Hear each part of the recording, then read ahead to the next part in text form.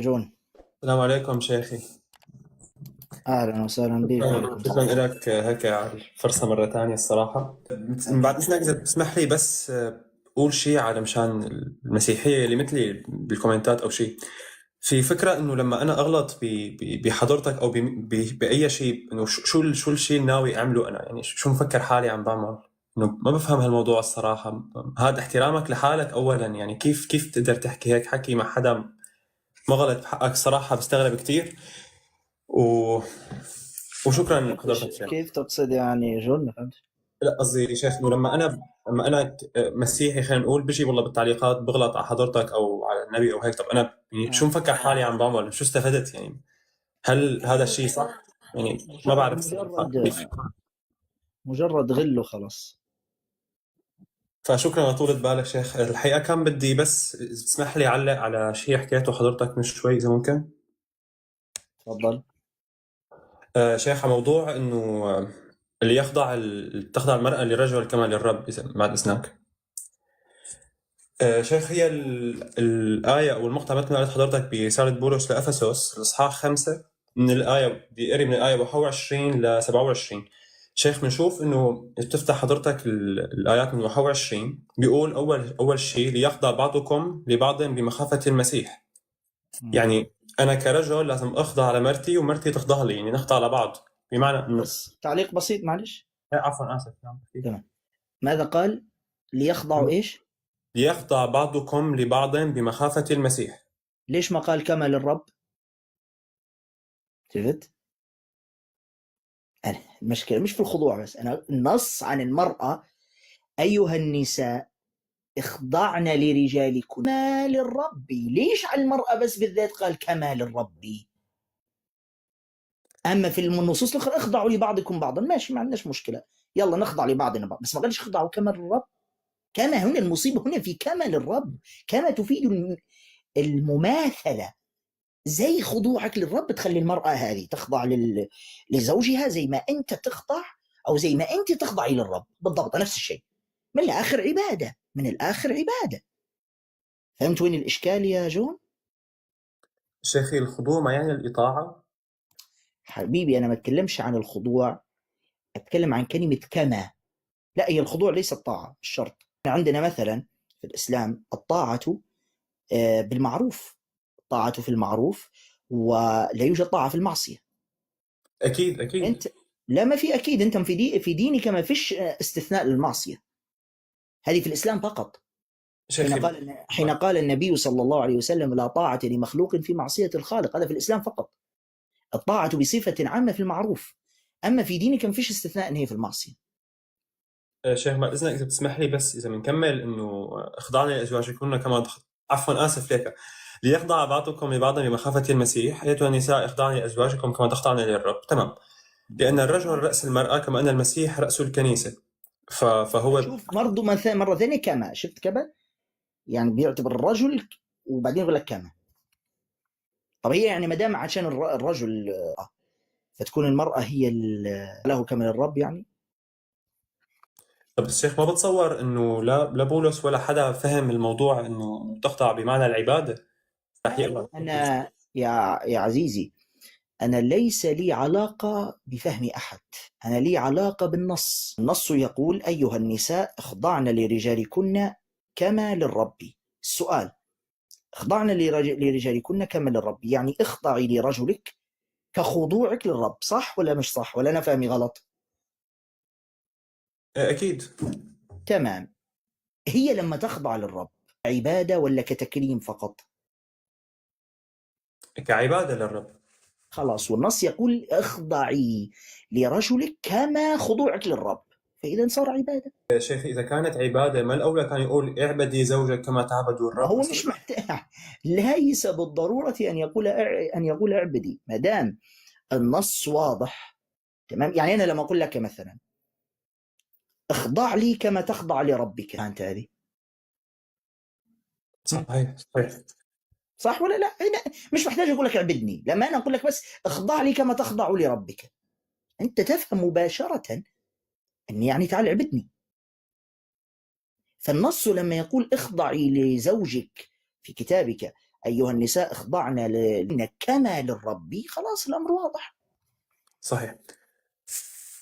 شيخنا بعد إذنك. فكر جيدا في الموضوع والله يفتح عقلك للحق إن شاء الله وقلبك. شكرا شيخي. الحقيقة كان بس هيك ببالي سؤالين أو ثلاثة باستقصار هن شيخ، ما كثير طوال يعني. تفضل خذ راحتك. شيخ، أول واحد لنفترض الواحد كان بأي دين وكان عم بيدور على الحق مثلا، أو عم يدور على الدين الصحيح خلينا نقول، ولكن مثلا بهالوقت توفى، مات، واصل للشيء الصحيح، على أي أساس يحاسب؟ إذا في شيء مثلا عند حضرتك شيء. شوف يا جون، بالنسبة لنا في القرآن الكريم الله عز وجل يقول: سنريهم آياتنا في الآفاق وفي أنفسهم حتى يتبين لهم أنه الحق. تعهد الله عز وجل بإظهار الحق للناس في كل مكان حتى في أنفسهم. ولا بد أن تعرف شيئا يا عزيزي جون، قاعدة تقول: أبلج والباطل لجلج. أبلج يعني واضح، ما يحتاج إلى تفكير. والقاعدة كذلك تقول: طالب الحق يكفيه دليل، والهوى لا يكفيه 1000 دليل. أنا مش مؤمن بفكرة رحلة البحث هذه. لماذا؟ لأن الواقع طالب الحق والذي يريد الوصول إلى الحقيقة لا يحتاج عناء سنوات. والواقع يقول لنا أن الذين أسلموا من الباحثين على الحق أسلموا بسبب موقف أو اثنين. سيدنا عمر بن الخطاب رضي الله تعالى عنه، الأمة، الخليفة الراشد الثاني، شرب الجنة، من الصفات ما فيه. كيف أسلم؟ أسلم بمجرد أن سمع سورة طه تتلى الإسلام، تأثر قلبه فاعتنق هذا الدين. رحلة بحث ولا رحلة أبحاث؟ ببساطة شديدة، ليش أنا أتعب نفسي في رحلة بحث وأنا قد تبين لي الحق ظاهر بقراء بسيطة؟ ممكن رحلة البحث هذه فيما بعد كرحلة ثقافية تثقيفية يعني أفقهها وأفهمها، لكن كوصول للحق، الحق لا يحتاج إلى رحلة طويلة. الحق أبلج، ويكفيك أن ترى موقفا أو اثنين خلاص تسلم لله. في برنامج ما زلت دائما أذكره لأنه برنامج رائع جدا يا جون، برنامج اسمه بالقرآن اهتديت. بالقرآن اهتديت، فيه الله يجزيه الخير الشيخ فهد الكندري، كويتي الجنسية. يلتقي، يعني هو البرنامج عدة مواسم، عبارة عن مجموعة لقاءات مع أناس دخلوا في الإسلام ومن مختلف البلدان، ناس من أوروبا، من أمريكا، من الصين، منهم عرب بس أغلبهم يعني غير عرب. يسألوا عن سبب إسلامه، كلهم تقريبا سبب إسلامهم موقف أو موقفين، موقف أو موقفين. أحدهم، تصور أحد الذين أسلموا وحكى قصته في هذا البرنامج، واحد كان منتجا لفيلم مسيء للرسول صلى الله عليه وسلم، اسمه أرنولد، هولندي. في عام 2008 أنتج فيلما مسيئا للرسول صلى الله عليه وسلم. المفاجأة أن هذا الرجل في عام 2013 أسلم هو وابنه. أسلم هو وابنه. طبعا سئل ما سبب، يعني حاجة غريبة، أنت رجل كنت قد قمت بفيلم المسيء للنبي صلى الله عليه وسلم، لماذا أسلمت؟ فقال يعني سأل النبي صلى الله عليه وسلم وكذا، لكن عن طريق أني أقرأ سيرته. في هكذا بعض المواقف التي أريد الإساءة، هذه المواقف أريد الإساءة للنبي صلى الله عليه وسلم. فقابلني فتح مكة، قصة فتح مكة اللي هي النبي صلى الله عليه وسلم لما رجع وفتح مكة، قال: قرأت أثناء ما عاد النبي صلى الله عليه وسلم إلى مكة وفتح. أنت تعرف قصة فتح مكة ولا لا يا جون؟ لا الحقيقة شيء. ما تعرف القصة من البداية؟ لا. هي القصة باختصار: الرسول صلى الله عليه وسلم يعني ولد في مكة، بعد أن نزل عليه الوحي عاش فيها 13 سنة. 13 سنة كفار قريش اضطهدوه وشوهوا صورته وقتلوا أهله وحصروه 3 سنين في شعب أبي طالب، جوعوه فيها، وتسببوا بشكل مباشر في موت زوجته خديجة في الحصار هذا شعب أبي طالب، وقتلوا عمه وحاربوه وفعلوا به ما فعل. المهم أن بعد سنين، بعد 23 بعد 20 سنة النبي صلى الله عليه وسلم كثر أتباعه، زاد عدد المسلمين، فازدادت قوة النبي صلى الله عليه وسلم، فأراد أن يعود إلى بلده من جديد اللي هي مكة اللي هي هجروه منها، أراد أن يعود إليها من جديد، فعاد إليها فاتحا وكان معه 10,000 صحابي. وكفار قريش كانوا في ذلك الوقت عددهم قليل لأن أغلبهم دخلوا في الإسلام. فلما كان يقرأ هذه القصة اللي هو أرنولد الهولندي هذا، كان يقرأ هذه القصة دخول النبي صلى الله عليه وسلم إلى مكة في صحابي اسمه سعد بن عبادة. اليوم يوم الملحمة، هذا اليوم يوم الملحمة. يوم الملحمة يعني يوم الدم والقتل، طبيعي، نتيجة طبيعية، ناس هجروه، قتلوا عمه، تسببوا في موت زوجته، عذبوا، حاصروه، قاتلوه في كل موطن، طبيعي جدا. فالمهم النبي صلى الله عليه وسلم سمع من سعد بن عبادة هذه الكلمة فقال له: لا، بل اليوم يوم المرحمة، يعني يوم الرحمة. وبالفعل دخل النبي صلى الله عليه وسلم وكان قادرا أن يبيدهم عن بكرة أبيهم في لحظات.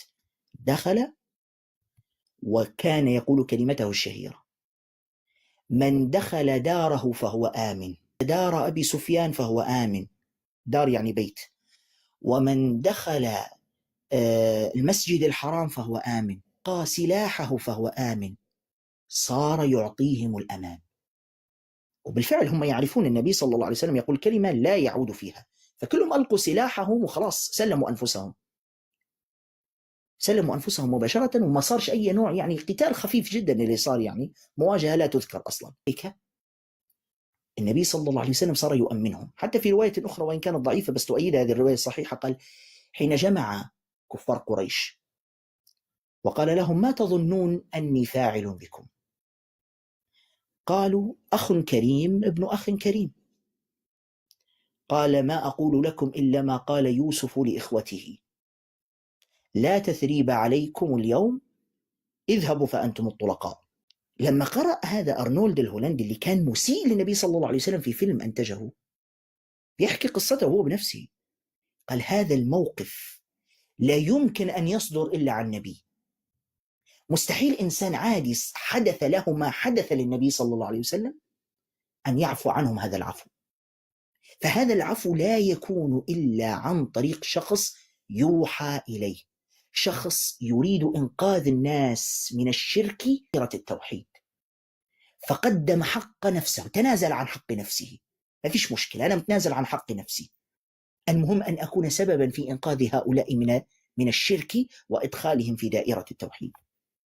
كان هذا الموقف وحده سببا في إسلام أرنولد الهولندي الذي أساء إلى النبي صلى الله عليه وسلم في فيلمه، وإلى الآن هو داعية إلى الإسلام وفتح الجمعيات الخيرية الكثيرة في هولندا. هل هذا أخذ رحلة بحث طويلة وكذا؟ موقف واحد له يسلم. يعني في قصة في السيرة النبوية لرجل اسمه ثمامة، تمام؟ تحب تسمعها ولا عندك شيء تعليق تريد أن تقوله؟ لا شيخ، أنا عندي تعليق على النقطة اللي حكيتها حضرتك، بس أكيد بحب أسمع إذا في شيء بتحب تقوله فأكيد. طيب هذه بس أحكي هذه القصة بشكل سريع. أكيد على راحتك شيخي، أكيد. نعم، في واحد اسمه في السيرة النبوية اسمه ثمامة ابن أثال. ثمامة ابن أثال هذا شخص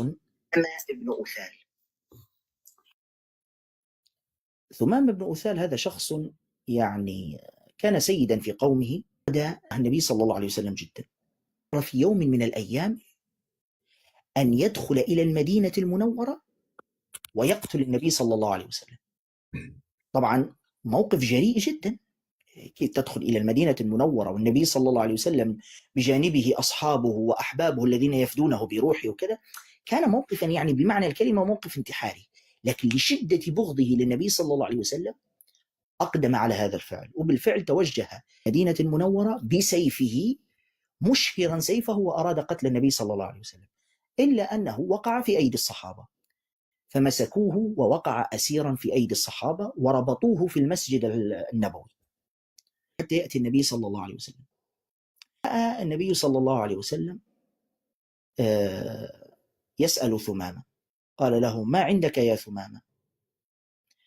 قال: خير يا محمد، إن قتلت رجلا ذو دم، وإن عفوت فعفوت عن رجل كريم.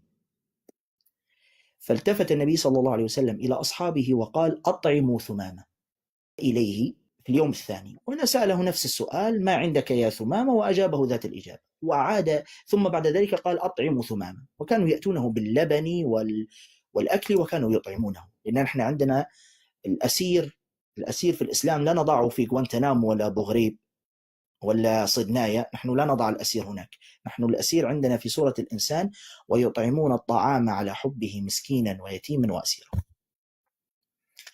فالنبي صلى الله عليه وسلم أطعمه في اليوم الثاني وفي اليوم الثالث كذلك. ثم بعد ذلك النبي صلى الله عليه وسلم جاء في اليوم الثالث وقال: أطلقوا ثمامة. فتفاجأ ثمامة: أنا الرجل الذي جئت لك وأنت قادر الآن أن تقضي علي. ثمامة.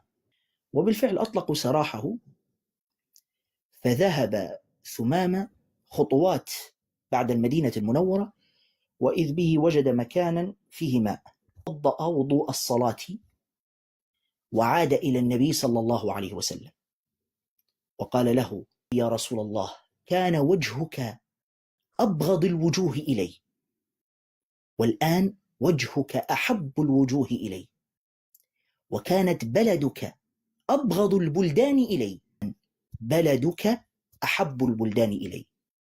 وذهب إلى قومه هم إلى الإسلام فأغلبهم اعتنقوا الإسلام.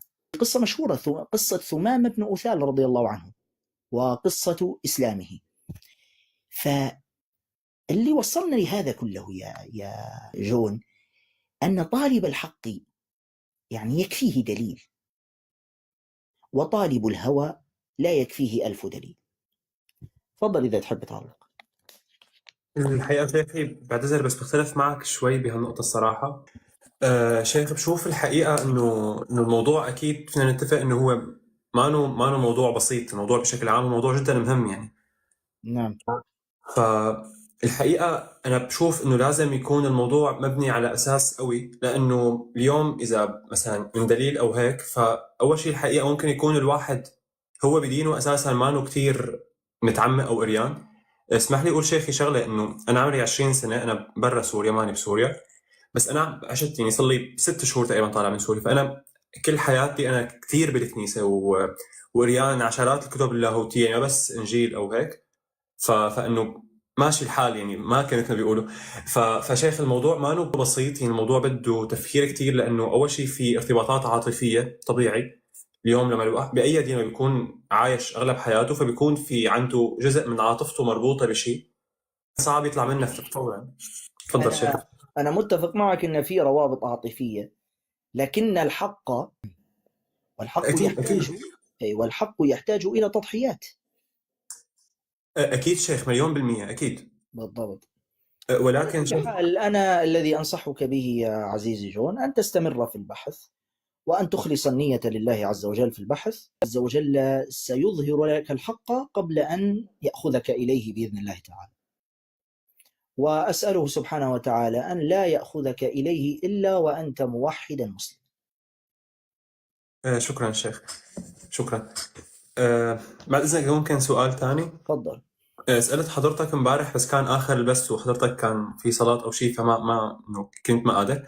الحقيقة كنت تحكي حضرتك امبارح مع إنه نحن عن يد إنه نحن صاغرون، بمعنى نحن أقل رتبة مثلا من إسلامية من المسلم. شيخي تسمح لي أسألك إنه شوف يا عزيزي، ما قلت أقل رتبة، أدنى. المقصود الخضوع لدولة الإسلام التي نخضع إليها جميعا. لكن بمعنى أقل رتبة، يعني ماذا تقصد أقل رتبة؟ هل المسلم يعني أفضل من غير المسلم؟ إيه طبعا، المسلم خير من الكافر لا شك في ذلك، لكن لا يعني هذا أن نعامل الكافر غير المحارب نعامله معاملة سيئة، طبعا لا، نعامله بالعدل والإنصاف والبر والإحسان، بكل احترام وبكل أدب نعامله.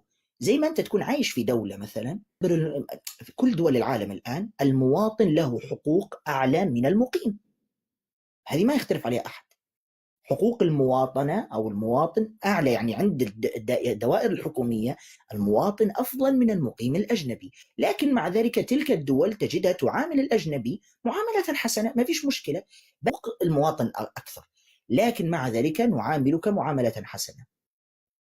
الإسلام ليست بهذه الصورة، الإسلام ما يفضلش على المواطنة ولا هذا الكلام، لا، الإسلام يفاضل على سلامة العقيدة، سليم العقيدة هو الأفضل. يعني لو واحد مثلا مسلم وقع في بدعة، المسلم الذي لا يقع في بدعة أفضل من المسلم الذي وقع في بدعة، المسلم التقي أفضل من المسلم العاصي. إذا المرتبة عندنا مش مرتبة مواطنة ومقيم وأجنبي وعربي وغير عربي وأبيض وأسود، نحن عندنا الأفضلية على سلامة العقيدة، كلما سلمت عقيدتك وكلما كنت أقرب إلى الله عز وجل كنت الأفضل عند الله تبارك وتعالى والأعلى مكانة، هكذا الموضوع. لذلك الله عز وجل يقول: يا أيها الناس إنا خلقناكم من ذكر وأنثى وجعلناكم شعوبا وقبائل لتعارفوا إن أكرمكم عند الله أتقاكم. أتقاكم، أكثر من هو أكثر إنسان كريما فاضلا عند الله عز وجل هو التقي. فهمت كيف؟ نعم. طيب شيخ، بدولة إسلامية، طيب شو بيكون الفرق، عم نحكي بين بالحقوق والواجبات بيني وبين الشخص المسلم مثلا؟ بالحقوق والواجبات أنا قصدي إنه إذا بنحكي بمكانة أدنى أو شيء مثلا عند الله، أوكي فينا نتفق على لا لا لا لا، ك يعني تعامل في الحقوق وكذا، الحقوق واحدة، يعني بمعنى مثلا مسلم مثلا خالف الإشارة الحمراء ولا يلا امشي، بس النصراني خلف إشارة حمراء انزل عليه العقوبة، ما فيش فرق في الحقوق والواجبات الدنيوية، نفس الشيء، كل واحد له ما له وكل واحد لا عليه ما عليه. فهمت النظام كيف؟ طيب شيخي، سؤال عن هالقصة الحقيقة.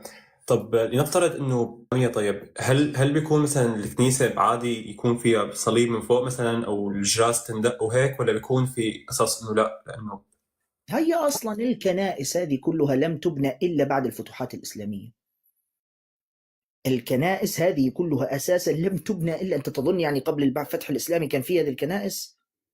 لا اكيد.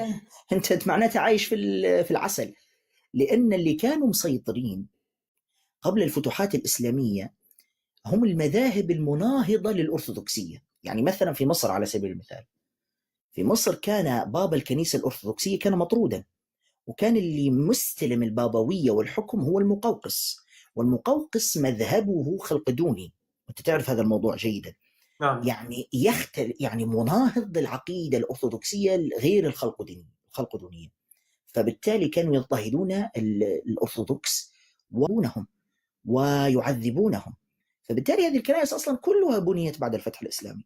نعم في الإسلام ما فيش بأس أن النصارى مثلا بأموالهم الخاصة بنوا هذه الكنيسة ووضعوا عليها صليب وكذا، هذا لا يوجد فيه أي بأس إذا كان بأموالهم الخاصة، لكن المسلم لا يعين على ذلك بالمال ولا بأي نوع من الإعانة، لكن هم يبنون كنائسهم، ما فيش إشكال في هذا. طيب شيخ، صراحة آخر سؤال هيك كان خاطر على بالي إذا بتريد، هو ما له كتير مهم الحقيقة، يعني هو تفصيل جدا سطحي، ولكن حابب أطرحه على حضرتك إذا بتريد. اليوم بأي عيد عنا إنه بشوف شيوخ إنه ما لازم تعيد، إنه ما لازم حدا إنه يعيدنا أو شيء، وكتير بفهم الموضوع طبيعي جدا. اليوم أنا العيد عندي بيكون بشيء بالنسبة لحضرتك مثلا شرك، وبتفهم كتير طبيعي. ولكن شيخ إذا بسألك على شغلة مثلا، في مشكلة مثلا إذا شخص مسلم قال مثلا لأي حدا مسيحي كل عام وأنت بخير مثلا، ما إنه والله شيء مثلا بيخص العقيدة تاعيتي، إنه بس تمني عام خير مثلا، هل بيكون في مشكلة بهالموضوع؟ أنت كجون إذا نجحت أنت إيش تدرس في كلية أنت الآن؟ نعم، هندسة معلوماتية شيخ. ما شاء الله. طيب حين تنجح في الهندسة المعمارية معلوماتي. المعلوماتية عفوا، سأكون أول المهنئين لك، وسأتيك أقول لك ألف ألف مبروك يا جون. طيب مثلا جون تزوج، كون أول المهنئين لك وأقول لك ألف ألف ألف ألف يا جون. طيب جون جاءه ولد، ألف ألف ألف ألف وأسأل الله أن ينبته نباتا حسنا وأن يجعله من الصالحين المسلمين لله عز وجل. تمام. طيب جون احتفل بعيد قيامة الرب من الأموات، ألف ألف ألف تحذير وتحذير من هذا الكفر. جون قال لي أنا أحتفل بميلاد ابن الرب، ألف ألف ألف ألف تحذير من هذا الكفر والشرك. شفتنا الاختلاف أين؟ أنا أهنئك، المسألة مش في التهنئة. يعني لو كنت أنا لا أريد أن أهنئك يعني سأمنع التهنئة بصفة عامة، لكن أنا أمنع التهنئة التي فيها إساءة لرب العالمين، التي تتصادم مع الاعتقاد الصحيح، أمنعك. بالمناسبة حين أقول لك أو أقول لأي مسلم، وأقول لك أنت حتى أنت كنصراني، لا يجوز للمسلم أن يهنئك بمسألة عقدية شركية في دينك، أغني من الذين يحبون لك الخير. عكسي من يأتيك ويقول لك لا بأس بتهنئة اليهود والنصارى بأعيادهم، هذه من الوحدة الوطنية واللحمة البطنجانية. هذا الخطاب يثبتك على باطلك ويقدس لك الكفر والشرك فتطمئن. معناته الشيخ يعني هنأني باعتقادي. جزاك الله خيرا يا أخ محمد. الشيخ هنأني باعتقادي، اعتقادي صحيح، على اعتقادي ليش أسلم وليش أبحث في الإسلام وليش. شفت الموضوع كيف يعني تأثر، وصل التأثير إلى أين؟ لكن لما أنا أحذرك أقول لك لا انتبه، ترى ما أنت تحتفل به وثني، هذا عيد شركي، هذا منكر عظيم، هذه مش كراهية لك، بالعكس هذا معناته أنا أحب لك الخير. يعني المثل يقول يا جون، عندنا مثل في ليبيا جميل جدا يعني أراه معبرا وأحبه، يقول أسمع الكلام اللي يبكيك مش اللي يضحكك، أسمع الكلام اللي يبكيك مش اللي يضحكك. ومعنى المثل أن ظاهر الكلام قد يكون قاسيا إلا أن في باطنه خير كثير. يعني ظاهر الكلام لكن في باطن هذا الكلام كثير. فإياك أن تأخذ الكلام العسل المدسوس فيه سم. ضد التهنئة بالكفر والشرك. أما المسيح النصراني هذا في مسألة دنيوية، تخرج من جامعة، حصل له ما حصل، ما عنديش أي مشكلة أني أنا أهنئه إطلاقا، ليس عندي أي إشكال في تهنئتي. لكن لما يتعلق الأمر بتصادم عقدي، يعني تخيل يجيني النصراني ويقول لي من بعيد القيامة التي فيه الرب من الأموات. طيب أنا مسلم أقرأ أعظم آية في القرآن التي تقول الله لا إله إلا هو الحي القيوم. لما يجيني جزاك الله خيرا أخ محمد، لما يجيني مثلا نصراني يقول لي أنا والله اليوم عيد ميلاد ابن الرب، هي مسلم، وأنا أقرأ قل هو الله أحد الله الصمد لم يلد ولم يولد ولم يكن له كفوا أحد، هذا قمة في النفاق. يعني أقرأ في صلاتي لم يلد ولم يولد، ثم أذهب إلى هذا النصراني وأقول له ألف مبروك عليك أهنئك بعيد ميلاد ابن الرب. لذلك نحن لا نحب النفاق، ونحن صريحين جدا، والذي يرضى يرضى والذي يحزن يحزن. فلا يمكن أن تجتمع على حبنا الناس وعلى الرضا بكلامنا الناس. نحن نقول ما يرضي رب العالمين، والعقائد بالذات يا جون، العقيدة بالذات ما فيش فيها مجاملة. أنت ممكن تجامل في كل شيء، أنت ممكن يقول لك واحد نكتة بايخة تضحك له كمجاملة وملاطفة له، لكن لا يمكن أن يقول لك عقيدة باطلة وتضحك له. العقائد لا تقبل المداهنة ولا تقبل المجاملة إطلاقا. تمام؟ نعم شيخ، بس سؤال هيك كثير صغير، هو يمكن بيشبه السؤال شوي كمان. ما بيجوز الواحد يترحم على الميت النصراني أو المسيحي؟ طيب ثواني بس، عاد لي معلش السؤال، لأني كنت أقرأ رسالة. عاد لي السؤال. لا عادي شيخ. إنه هل صحيح، أنا بس حابب أتأكد من المعلومة الصراحة، يعني إنه لا يجوز أو ما بيصير إنه الشخص المسلم يترحم على النصراني الميت، بغض النظر إذا كان كويس أو ما كويس، أو بمفهومنا الأرضي خلينا نقول، إذا كان شخص منيح وآدمي وكل شيء، ولكن عقيدته فيها شرك، خلينا نقول شيخي على حسب هيك، لا يجوز الرحمة، إنه ما فيني أترحم عليه بس إنه الله يرحمه أو هيك. طيب بإجماع المسلمين وبنصوص في القرآن الكريم وأحاديث النبي صلى الله عليه وسلم في السنة النبوية، كل من مات على غير ملة الإسلام، عندنا يعني ظاهريا أنه مات على غير الإسلام، لا يجوز الدعاء له بالرحمة. لماذا؟ لأنه أخل بشرط من شروط الدعاء بالرحمة، ألا وهو الكفر. يعني هو مات على الكفر، فكيف أنا أدعو له بالرحمة؟ وقد حكم الله عز وجل في القرآن الكريم أن الكفار لا يخفف عنهم العذاب ولا يدخلون الجنة وسيكون مصيرهم النار خالدين فيها. فكيف أنا يعني أترحم على شخص حكم الله عز وجل عليه بالنار؟ أساسا الرحمة ما هي؟ لما أدعو لشخص بالرحمة أن في أمل أنه يخرج من النار. وقد حكم الله عز وجل في القرآن الكريم أن الذي يموت على الكفر، يعني على غير الإسلام، فإنه لا يدخل الجنة ولا يجوز الترحم عليه. وهذه المسألة ليست مسألة عاطفية كما قلت لك، هذه مسألة عقدية. يعني النبي صلى الله عليه وسلم أبواه لم يموت على الإسلام.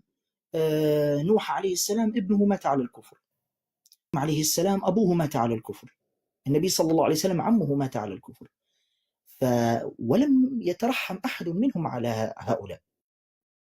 فالمسألة عقدية.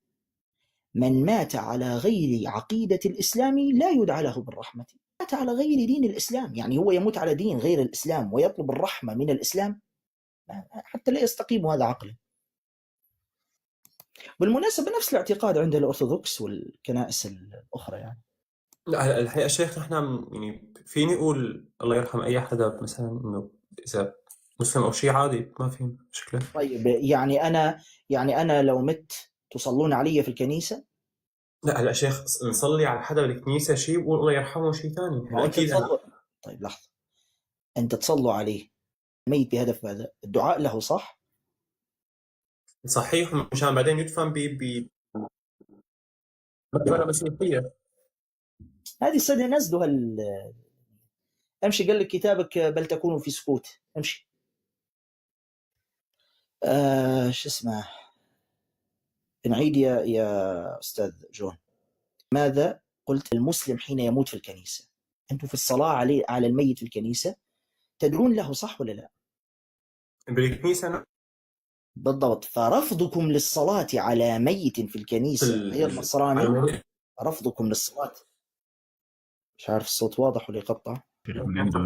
الصوت عندك واضح. بعتذر شيخ، النت عندي راح بس هيك شوي، آسف. طيب معايا الآن؟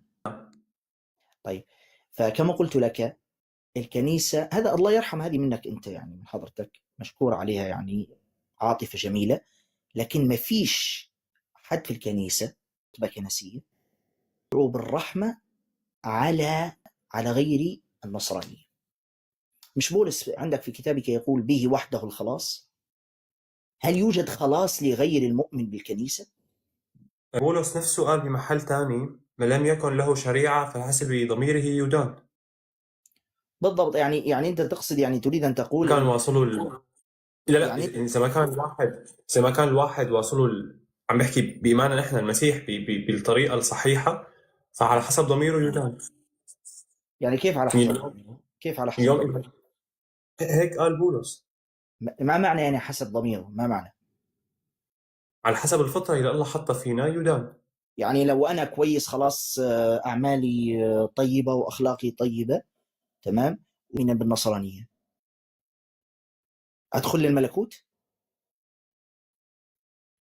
هلا شيخ، ما أنا اللي بدين أكيد، ولكن إذا ما كانت واصلة المسيحية أو المسيح ذلك أنا سألتك سؤالا مباشرا. أنا قلت الآية شيخ، ولكن الله اللي بيحدد مين بيروح. يعني ما فيني أقول والله هذا على النار وهذا هيك، ما أنا اللي بحدد أكيد. ولكن شيخ قصدي إنه في احتمالية، يعني في احتمالية أن شخصا لا يكون مؤمنا بالنصرانية ويدخل للملكوت. إذا لم تكن واصلة المسيحية له بالمسيحية الحقيقية فنعم.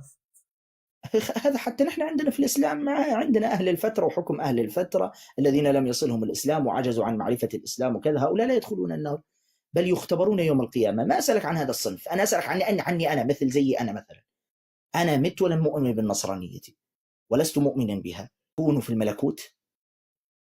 هل يحكم علي بالملكوت وفقا لكتابك؟ إذا شيخي وصلتك المسيحية الحقيقية ولم أيوة. تؤمن لا ما بتوقع، ما ولكن الله اللي بيحدد. خلاص، إذا ما نفس الكلام معناته، نفس الكلام. هلا بس على موضوع، هلا هو تعليق بسيط على موضوع انه نحن ارثوذكس طبيعه واحده ما مثل البروتستانت. شيخي الحقيقه بعتذر منك بس الحكي هون ما كثير دقيق، لانه الفرق بين نحن مثلا انا روم ارثوذكس منتشرين اكثر شيء بسوريا، لبنان، الاردن. أنا كنت أتكلم عن الأقباط الأرثوذكس. لا صحيح مليون بالمية صحيح شيخي تمام. ولكن نحن مثلا نؤمن انه طبيعتين، هو الفرق بمجمع خلقدونيا واتصل.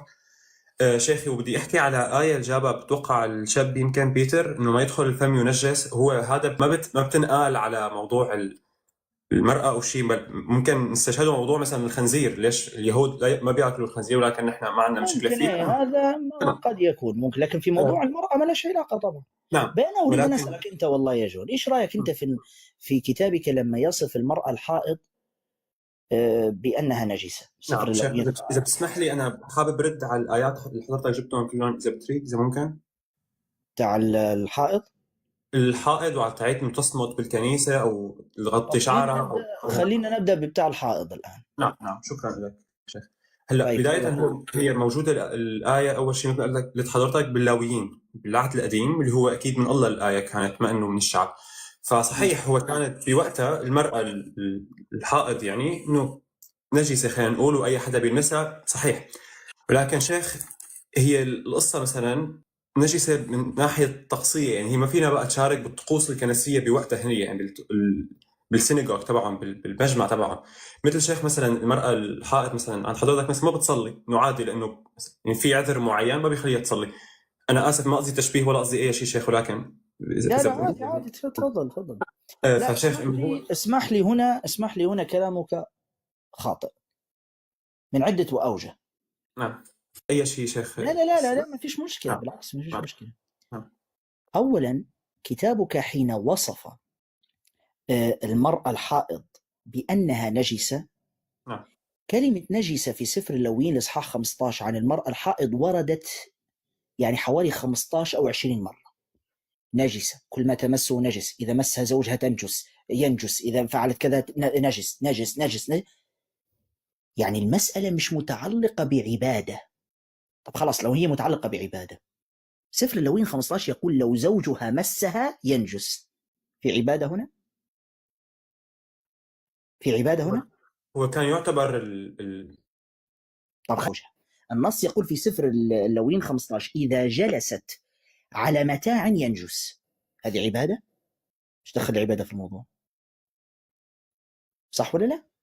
طيب ثم تتكلم من الناحية الإسلامية. صحيح نحن عندنا في الإسلام المرأة لا تصلي لا تصوم في أثناء حيضها، لكن لن تجد في أي نص من نصوص الإسلام أنها نجسة، لن تجد ذلك. نحن الإشكالية كلها في مسألة أن هي نجسة باللفظ هكذا، لن تجد هذا في الإسلام. طيب لماذا المرأة المسلمة لا تصلي في وقت حيضها ولا تصوم؟ هذه رحمة من الله عز وجل. أولا المرأة في وقت حيضها يا دوب تمشي خطوات وتشعر بألم. الصلاة فيها ركوع، فيها سجود، فيها وقوف فترة طويلة، فبالتالي لن تستطيع أن تسجد وتركع وستشعر بألم قولا واحدا. هي إذا طبخت طبخة في وقت حيضها تشعر بألم، بل إذا نامت على ظهرها تشعر بألم، فكيف أقول لها اسجدي واركعي وتحركي وكذا و5 صلوات في اليوم واستيقظي في الفجر وكذا؟ هذا فيه نوع من الإرهاق لها. أما بالنسبة للصيام فقولا واحدا لا يوجد امرأة حائض تستطيع أن تصوم. إذا صامت ربما تصاب بأضرار كارثية من الناحية الطبية، لأنها فقدت دما كثيرا. إذا فقدت دما كثيرا وفي نفس الوقت تفرض عليها صوم، هذا انتحار بمعنى الكلمة. فبالتالي بالعكس في هذه الفترة لما تكون فقدت دما كثيرا محتاجة إلى أكل هي لتعوض ما فقدته من دم، فلذلك الله عز وجل أجاز لها أن تفطر في تلك الفترة، بل بالعكس حرم عليها الصيام في تلك الفترة. لماذا؟ لأنها ستهلك نفسها. يعني مش مجرد خيار لها إن هي يا تصوم يا ما تصوم زي المسافر مثلا، لا لا لا، حرام عليها أن تصوم.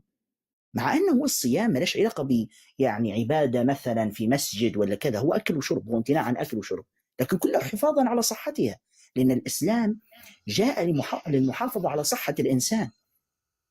الإسلام جاء للمحافظة على صحة الإنسان، فمحافظة على صحتها حرم عليها الأكل والشرب في الصيام، وحرم عليها حرم عليها الصيام وأمرها بالأكل والشرب.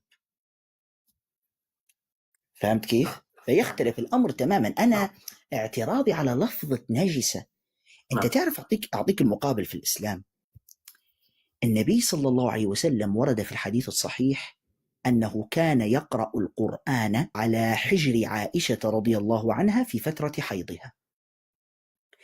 مع العلم في حدود علمي لم يرد عن النبي صلى الله عليه وسلم إطلاقا أنه كان يقرأ القرآن على حجر إحدى زوجاته إلا فقط في فترة الحيض. فيه دلالة أن ننتبه، أنا أقرأ أقدس كتاب وعلى حجرها زيادة، اللي هو وسط المرأة، تمام؟ يعني يعتبر في يعني قريب من موضع الأذى، ومع ذلك أقرأ أقدس كتاب لكي لا يتبادر إلى ذهنك في يوم من الأيام أن هذه المخلوقة نجسة، كما هو مشهور عند النصارى واليهود، كي لا يتبادر إلى ذهنك هذا، ولكي لا يتأثر المسلمون بهذا الفعل.